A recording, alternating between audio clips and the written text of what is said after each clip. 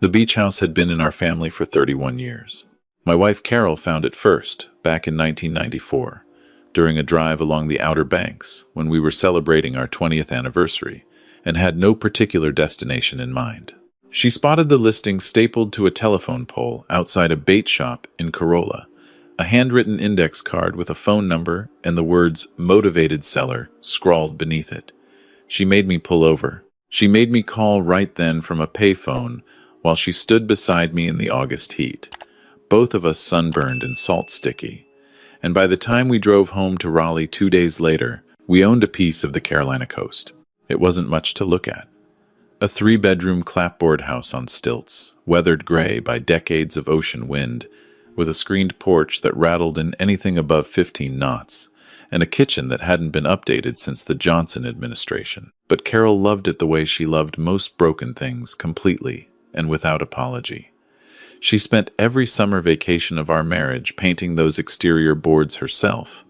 White, then blue, then a pale yellow she called morning butter that I privately thought looked like old mustard, but never said so, because the smile on her face when she finished was worth any sacrifice of opinion. Carol passed away 26 months ago, pancreatic cancer, 11 weeks from diagnosis to the end. I still have not entirely processed this, and I am 66 years old, so I have accepted that perhaps I never will. The beach house became mine alone, which is to say it became very quiet, and I drove down to Corolla less often than I should have. My daughter Claire called me every Sunday afternoon. She had married Marcus 10 years ago, a marketing executive she had met at a conference in Charlotte, and they had built what looked from the outside like a fine life together. 2 children, my grandchildren, Lily, who was 7, and Ethan, who had just turned 5, a 4-bedroom colonial in Cary, a timeshare they never used, the kind of marriage that photographed well. I had never fully trusted Marcus. I want to be careful about that statement, because I am aware that fathers often distrust their daughters' husbands on general principle, and I do not want to suggest I was particularly perceptive or that I had any concrete reason before that September morning. It was more of a feeling, a background frequency, the way certain old houses carry a particular quality of silence that tells you something happened here once, even when the walls give no direct evidence. Marcus shook my hand with both of his. He called me sir in a way that sounded rehearsed. He had an answer for everything, immediately, without pause. And in my experience, people who are always that certain are either brilliant or performing. Marcus was not brilliant, but I kept my feelings to myself. Carol had raised Claire to be sharp and capable, and Claire had chosen Marcus, and that choice deserved respect. I played golf with him twice a year. I sat across from him at Thanksgiving and Christmas and Lily's birthday parties and Ethan's soccer games, and I was cordial, and I tried to mean it. That September, I drove down to Corolla to deal with a problem. The property manager had flagged some rotting wood beneath the screened porch that needed to be replaced before it became a structural issue. The drive from Raleigh takes about 3 hours, depending on traffic over the bridge. I left early, before 6 in the morning, with a thermos of coffee and the radio tuned to a station that played nothing but classic country, the old kind, and I made good time. I turned onto the beach road at 9:15 and noticed a car parked in the driveway that I did not recognize. A dark gray Audi sedan, newer model, with a rental sticker on the bumper. The property manager had not mentioned anyone using the house.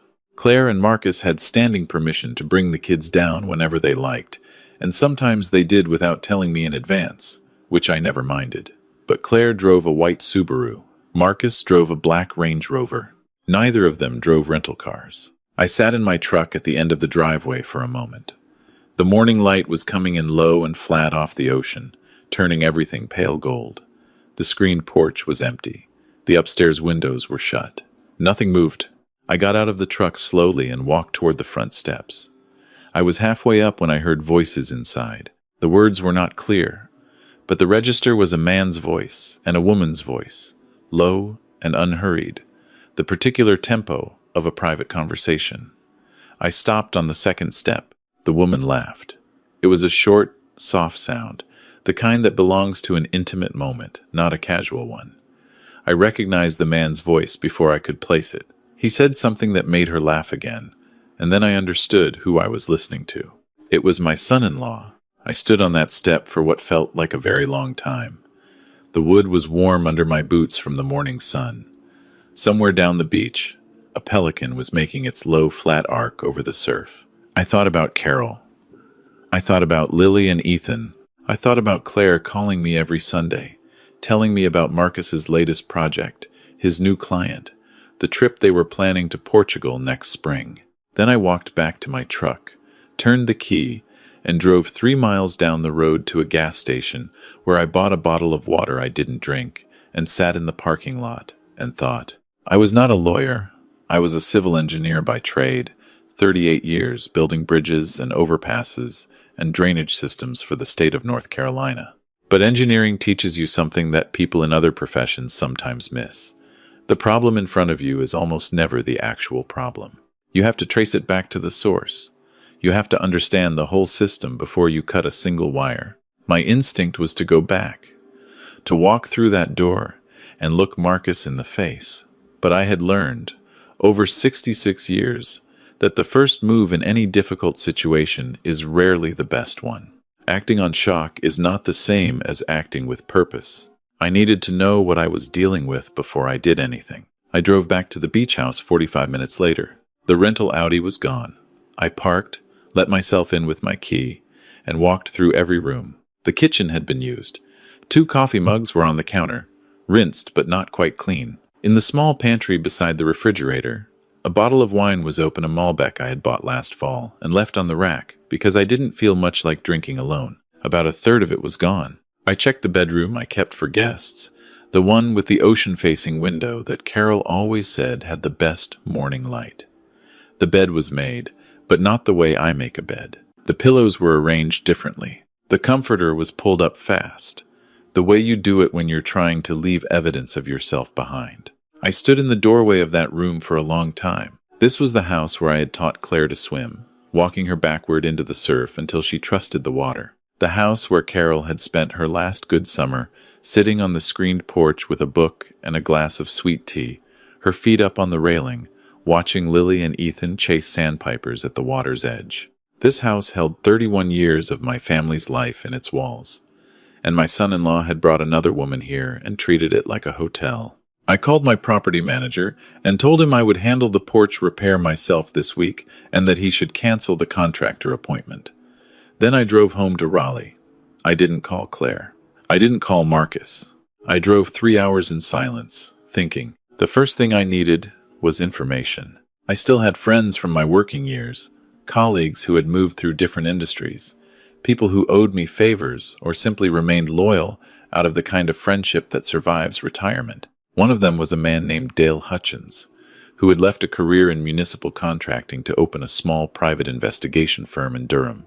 We had worked together on a road project in the 90s, and we had stayed in touch the way men of a certain generation stay in touch, not frequently, but reliably. I called Dale from my kitchen table the evening I got home. I told him I needed discreet help. I told him I had seen my son-in-law at my beach house with a woman who was not my daughter. I told him I needed to know who the woman was, how long this had been going on, and anything else that mattered. Dale asked no unnecessary questions. He said, "Give me 2 weeks." He called me back in 11 days. The woman's name was Dana Whitfield, 34 years old, an account director at a competing marketing firm in Charlotte. She and Marcus had met 18 months ago at an industry conference in Nashville. She was married. Her husband, Greg Whitfield, worked as a hospital administrator at a medical center in Concord. They had no children. Dale had found hotel records, restaurant charges on Marcus's business credit card, and a pattern of weekend trips that Marcus had billed to his firm as client entertainment. Dale paused before he told me the next part. He said I might want to sit down. I was already sitting. Marcus had been managing a portion of the money from Carol's estate. When Carol passed, she had left a small but meaningful amount, roughly $220,000, to Claire and me jointly, with the intention that it would go toward the grandchildren's college funds and, eventually, toward maintenance of the beach house, which she wanted to stay in the family. At Claire's suggestion, and with my agreement, Marcus had taken on the role of managing the investment account that held this money, since he had a financial background and seemed to understand these things. I had been grateful at the time. Managing money had never been my strength, and grief had made me worse at most practical tasks. Dale had found, through sources he did not detail, that Marcus had been making irregular transfers from a joint investment account he shared with Claire into a secondary business account that Claire did not appear to know about. The transfers were not large individually, $3,000 here, $4,000 there, but they had been consistent over 14 months. The total was just over $60,000. Dale could not say with certainty where the money had gone, but the secondary account had seen regular cash withdrawals and 2 wire transfers to an account in another state. I set the phone down on the kitchen table and looked at the wall for a while. I thought about Carol. I thought about how hard she had worked, the modest salary she had earned as a school librarian for 28 years, the careful way she had saved, the discipline of a woman who grew up without much and never took security for granted. I thought about her sitting at our kitchen table going over the household budget the last December. She was healthy, moving numbers around in a spiral notebook the way she always had, old-fashioned and meticulous. She had left that money for her grandchildren. She had worked her whole life for it. Marcus had been stealing from Carol's memory. I gave myself 3 days before I did anything.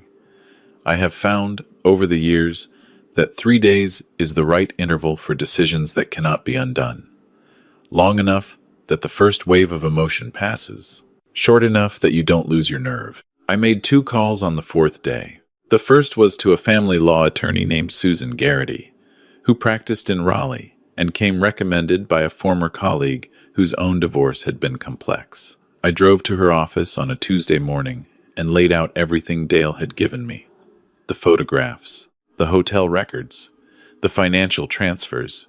Susan listened with the focused stillness of someone who has heard a great many terrible stories and has learned not to be surprised by any of them. When I finished, she was quiet for a moment. Then she said this was worse than it might appear, which I hadn't thought possible. She explained that because Marcus had been given fiduciary responsibility over a joint account that included my daughter's inherited funds, the financial misconduct went beyond simple marital dispute. Depending on documentation, it could constitute fraud. It could significantly affect the property settlement.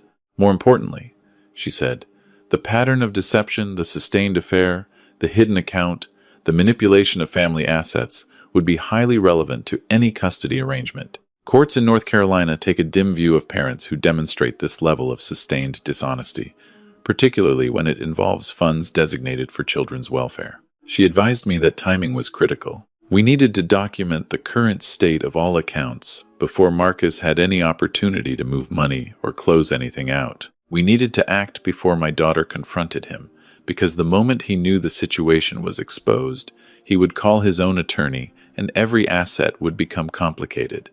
I asked Susan what step 1 looked like. She said step 1 was talking to my daughter. That was mine to do. No lawyer could help with that. I called Claire on a Thursday and told her I needed to see her in person, without Marcus, and that it was important. She could hear something in my voice. She always could.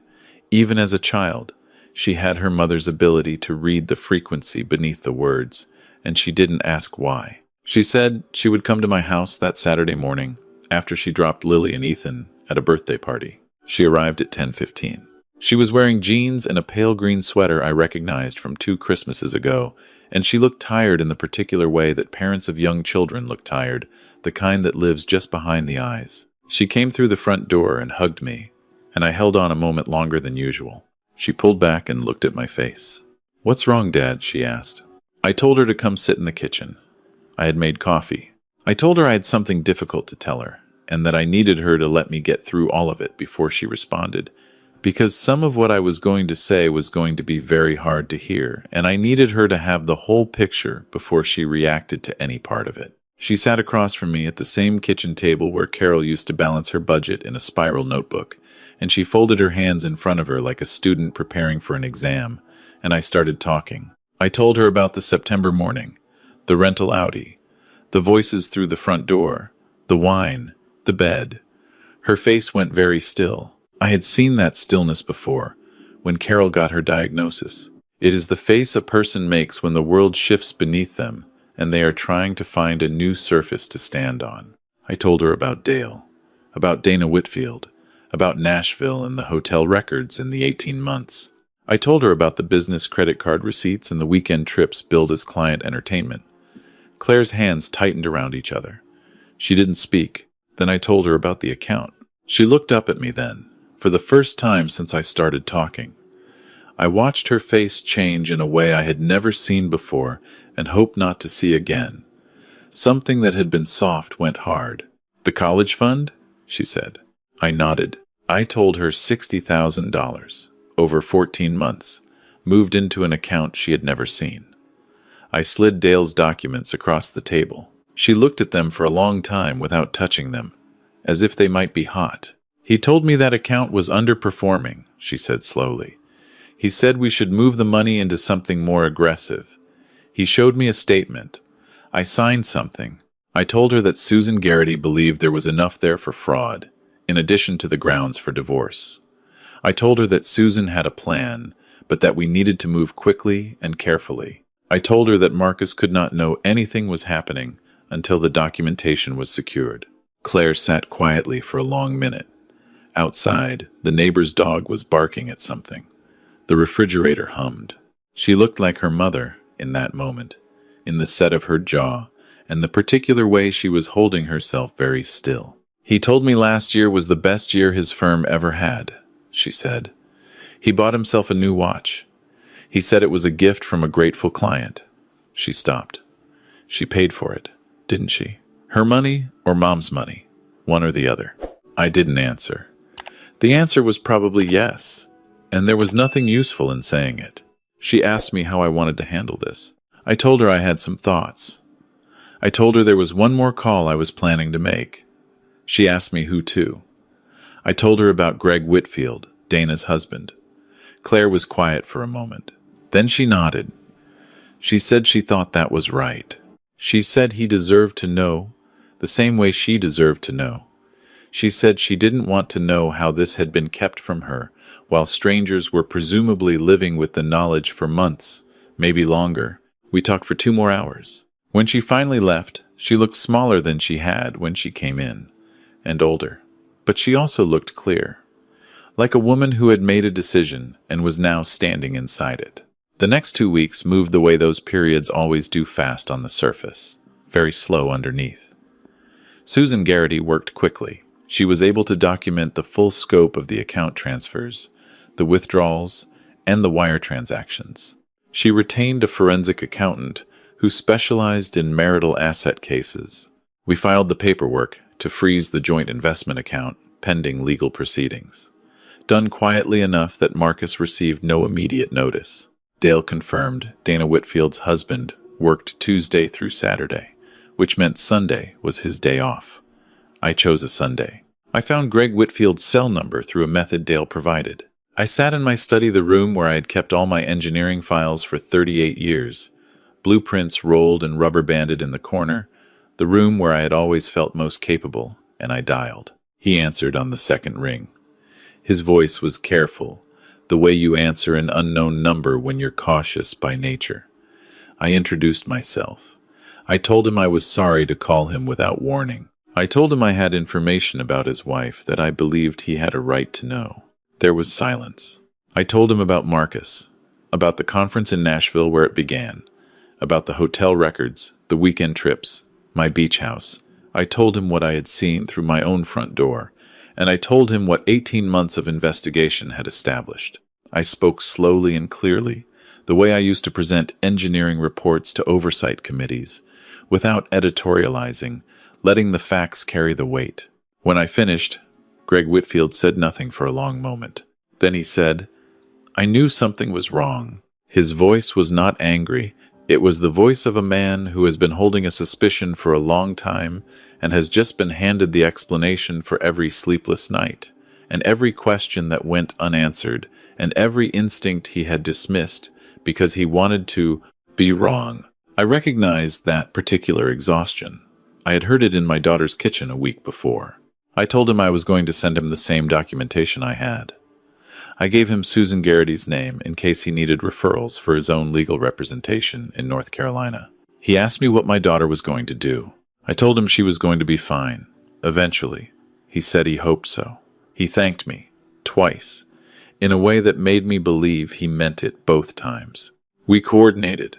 My daughter would confront Marcus on a Friday evening after the children were at my house for the weekend. Greg Whitfield would confront Dana the same evening at their home in Concord. Neither Marcus nor Dana would have a window to warn the other. They would both arrive at the same moment, the way we had.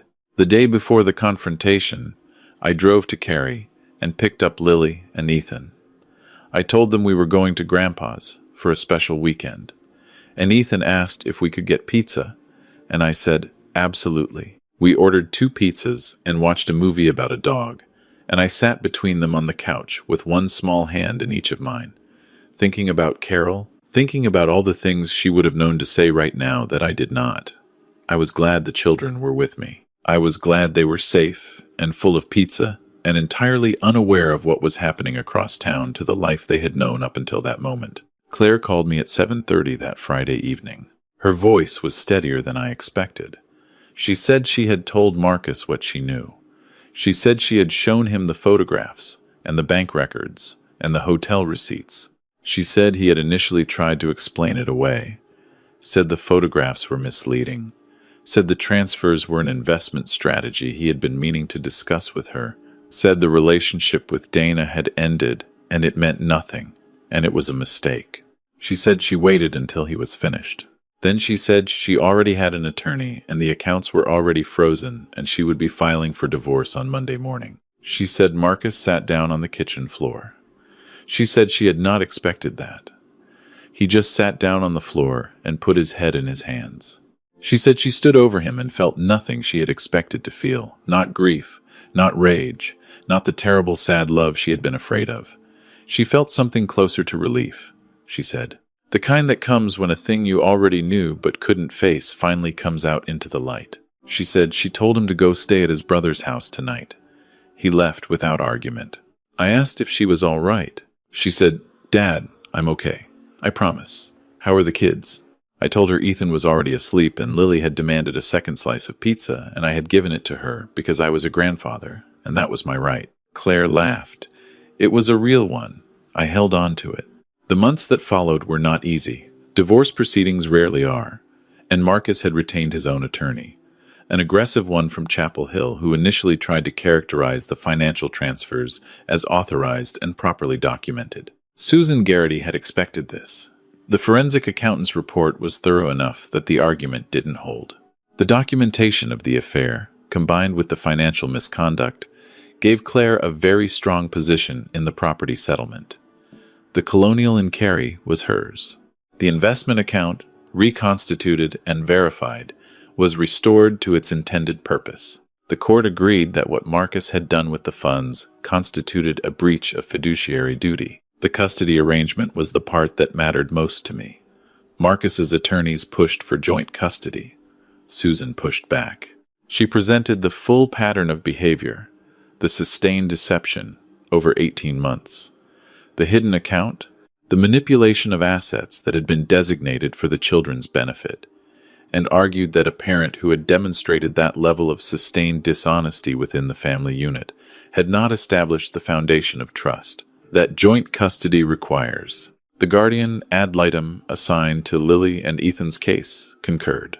Marcus was granted supervised visitation every other weekend, with a review scheduled in 18 months contingent on demonstrated change in behavior and completion of counseling. It was not nothing, and it was not everything, and it was what the evidence warranted. Greg Whitfield filed for divorce from Dana the same week Claire filed against Marcus. He called me once during the process to update me and to ask how Claire was doing. We talked for about 20 minutes. He had learned things through his own attorney that confirmed what Dale had originally uncovered. Dana had been using shared funds as well, though in smaller amounts. He said he was angry, but that mostly he was grateful to know the truth. He said he had been living with a feeling for over a year that something was broken and he couldn't find where. And it turned out the break had been there the whole time, just hidden from him. He said knowing was better. He was certain of that.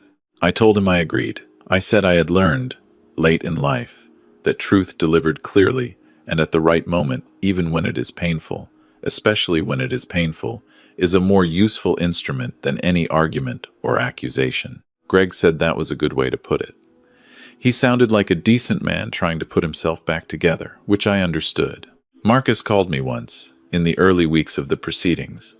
I let the call go to voicemail. He left a message that lasted 4 minutes and 37 seconds. I know the length because it showed on my phone. I didn't listen to it then, and I still haven't. There was nothing he could say that would change any fact, and I had no interest in being asked to feel sorry for a situation he had constructed over 18 months with considerable, deliberate effort. What I did feel sorry for was more complicated. I felt sorry for Lily, who was 7 and sharp and who asked me one Sunday afternoon, without apparent warning, whether her daddy was going to come live at home again. I told her honestly that her daddy was going to have a different home now, but that he loved her and her brother, and he would always be their father. She thought about this for a moment. Then she asked if we could go to the beach house. I told her yes. I told her we would go as soon as the weather was right. We went in late May, the whole family, Claire and Lily and Ethan and my sister-in-law Patricia, who lived in Virginia Beach, and made the drive down to meet us. The kids hit the sand before we were fully out of the car, shoes already off, racing toward the water the way children do when the ocean appears in front of them suddenly, as if they have to claim it before it disappears. Claire stood beside me watching them and didn't say anything for a minute. Then she said, "Mom would have loved this." I told her I knew. I told her Carol would have been right out there with them, the first one into the surf with her jeans rolled up, telling everyone the water wasn't cold when it clearly was. Claire smiled at that. She looked tired, still, and would for some time longer, but there was something different in it. The kind of tired that comes after you have done a hard thing and it is finished. Not the kind that comes from living with something you can't face. We cooked dinner on the porch that evening, shrimp and corn, and the good bread from the bakery and duck that Carol had always insisted on stopping for. The kids were sandy and sunburned and exhausted in the way that only a full day at the ocean accomplishes, and they ate everything in front of them without argument, which counts as a miracle at ages 7 and 5. After dinner, Ethan fell asleep on the outdoor chair, with his mouth slightly open. Lily sat beside me on the porch rail and asked me to tell her about when the house was new. I told her about the telephone pole with the index card, about her grandmother making me pull over on a 2-lane road in the August heat, about the first summer we came here, when the porch screen had a hole in it that let in every mosquito on the Atlantic coast, and how Carol had taped a piece of cardboard over it and called it rustic. Lily listened with the serious, evaluating attention of a child who is not yet old enough to pretend she's not interested in what adults are saying. When I finished, she said, "I'm glad we came back." I told her I was glad too. Later, after the children were in bed, Claire and I sat on the porch in the dark with a bottle of wine between us and the sound of the ocean on the other side of the dunes. The sky was clear, and the stars were the kind you only get 30 miles off the coast, big and uncrowded and unhurried. It was the kind of night the beach house existed for. The kind Carol had always said was the payment for the maintenance costs and the off-season drives and the rotting wood beneath the porch. Claire said she had started meeting with a therapist. She said it was helping, though she was still early in it. She said the strangest thing wasn't the betrayal of the affair, terrible as that was, but the realization that she had been moving through the last year and a half in a version of her life that didn't actually exist. She said she thought she had a marriage. She said she thought she was building something. She said the grief was not for Marcus, exactly, but for the life she had believed she was living, which turned out to have been largely invented by someone who needed her not to look too closely. I understood this. I had spent 31 years in a profession built on the premise that things have to be understood truly before they can be built correctly. A bridge built on a flawed assessment of the ground beneath it will fail regardless of how well you've constructed the span itself. The ground has to be real. It always has to be real. I told Claire something I had been thinking about since September. I told her that what had taken me by surprise was not Marcus's dishonesty. I had sensed something incomplete about that man for years, without knowing how to name it. What had surprised me was my own instinct on that morning. Standing at the bottom of my own front steps with a thermos of coffee, and the sound of two people laughing inside my house. The instinct had been to go in immediately, to confront it raw and in real time, fueled by shock and rage, and the particular grief of a man who has already lost the person who made that house mean what it meant. And the choice I had made instead to walk back to the truck, to drive away, to sit in a gas station parking lot and think, had been the choice that made everything else possible. Not because restraint is always right, but because, in that specific situation, with those specific stakes, evidence mattered more than anger. The truth carefully assembled was more powerful than the truth shouted at a man through his own window. Claire listened. Then she said she was glad I had made that choice. She said if I had confronted Marcus in September, without documentation, without legal counsel, without any of what came after, he would have had time to move money and cover tracks and prepare a version of events that might have been very difficult to counter. She said my patience had protected her, in a practical sense, more than any immediate confrontation could have. I told her mother would have handled it in half the time, and with considerably more grace. Claire laughed. It was the best sound I had heard in a while. I picked up my wine glass and looked out at the dark water beyond the dunes. Somewhere out there, past the barrier islands and the shoals and the deep water shipping lanes, the Atlantic continued west to east, indifferent and enormous. Carol had always said the ocean was good for perspective. She said it was hard to feel that your problems were very large when you were standing in front of something that had been doing what it does for 400 million years and had no opinion about you at all. She was right, as usual. She usually was. I thought about Greg Whitfield, who had texted me in April to say he was doing better, that he had taken a trip to see family in Oregon, and had remembered that his life was larger than the wound in it. I thought about Lily asking if we could come back to the beach house, with the confidence of a child who has never had reason to doubt that the things she loves will remain available to her, and how much I wanted that confidence to be justified. I thought about Ethan asleep in the chair with his mouth open, one shoe on and one shoe off, utterly unconcerned with the adult world and its complications. I thought about one phone call, not the one I had made in anger, the one I might have made in September if I had been a different kind of man, the one I had made deliberately, to a stranger I had never met, to give him the same truth my daughter deserved. 2 conversations. 2 families facing the same betrayal at the same moment, with no time to coordinate a story or construct a defense. Sometimes, what justice looks like is simply making sure everyone who is owed the truth receives it at the same time.